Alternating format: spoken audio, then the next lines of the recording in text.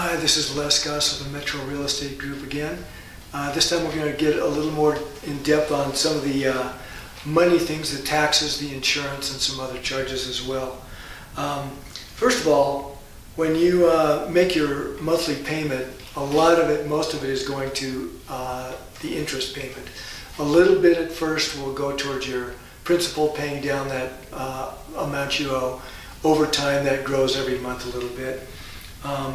You may have seen the initials PITI, and that stands for, that would include your entire payment, and that would stand for principal, interest, taxes, and insurance.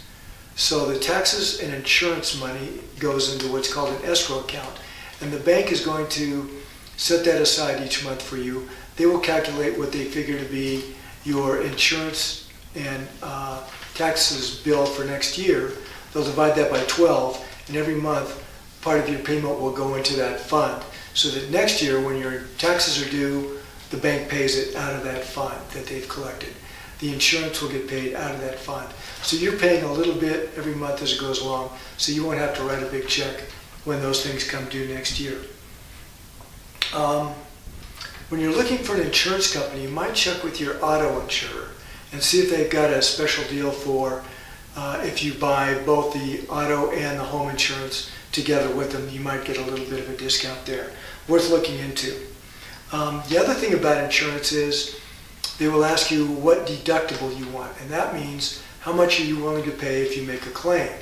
So you might have an option to have a $1,000 deductible or maybe a $5,000 deductible, and if you say, I want to have a $5,000 deductible, that means if you make a claim, you pay the first $5,000. The advantage to that is your monthly payments will be lower. If you ask for a $1,000 deductible, that means that when you make a claim, let's say the hot water tank goes out and you need to buy a new one, you pay the first $1,000 and then the insurance company pays the rest. But since they're going to be paying more of it, they will also charge you more for that. So the higher the deductible, the lower your payment, but the greater your risk, because you may have to pay a lot more if you make a claim. So that you'll have to figure out that yourself, what feels comfortable for you. If you're anywhere near a creek or a lake or anything like that, a body of water, be sure to look at the federal floodplain maps. They're easily found on Google, and you can find out if you're in a floodplain or not, because your homeowner's insurance will not cover water coming in from the outside.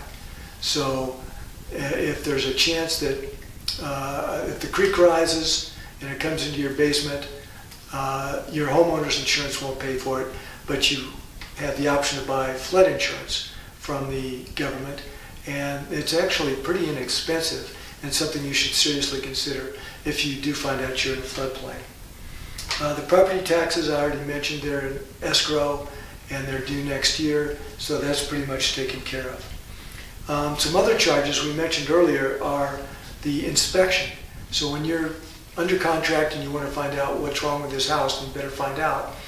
You'll pay that guy up front, and then he'll come back with a 50 or 60 page report listing everything that's right and wrong with that house. And there will be a lot wrong. Even if it's a brand new house, they'll find something.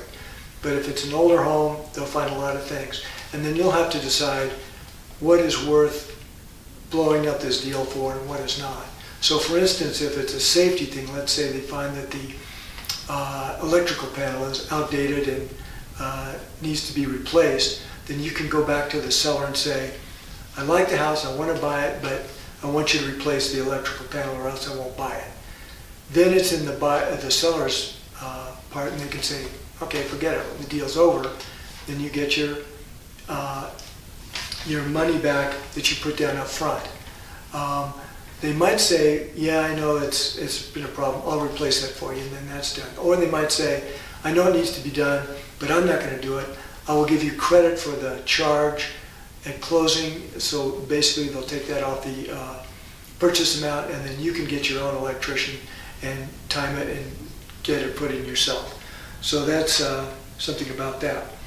The other thing you'll pay for eventually is the appraisal. The bank wants to make sure that the house is worth $300,000 if that's what the sale price is for.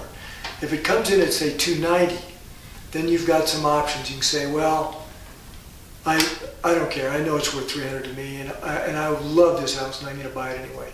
Then you can just do it. The bank will not loan as much as they were going to. They won't loan it as if it was worth $300,000. They'll loan based on it was worth $290,000.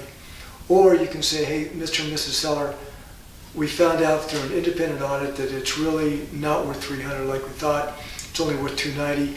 Why don't you drop the price to $290,000? And then you can go from there. Or otherwise, again, the deal might be over and you get your earnest money back. Sometimes either the title company or the lender will ask for what's called an ILC, an Improvement Location Certificate.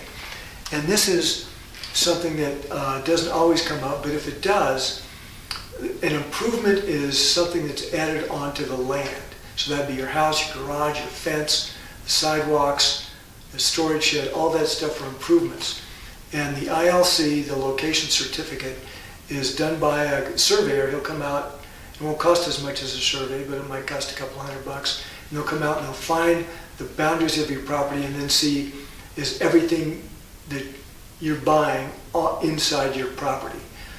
Sometimes you'll find maybe the fence is off by a few inches, maybe something else that the neighbor is impinging on your property a little bit. If it's not a big deal, most people just let it go because it's been there a long time, the fence has been there forever, it's not worth moving it 4 inches. If it's off by 8 feet, then that's a problem and that's a good thing. Then you go back and renegotiate that as well. The last thing I want to mention about for charges would be the closing costs.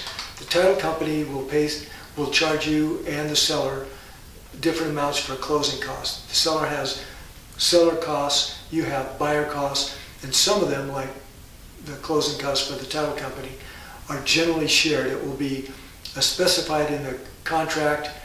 Most often it's 50-50, but whatever it is, that's what will come out of closing. That will be on your documents as well. So that's it for these additional charges that you'll need to deal with, and we'll have another video for you next time. Bye.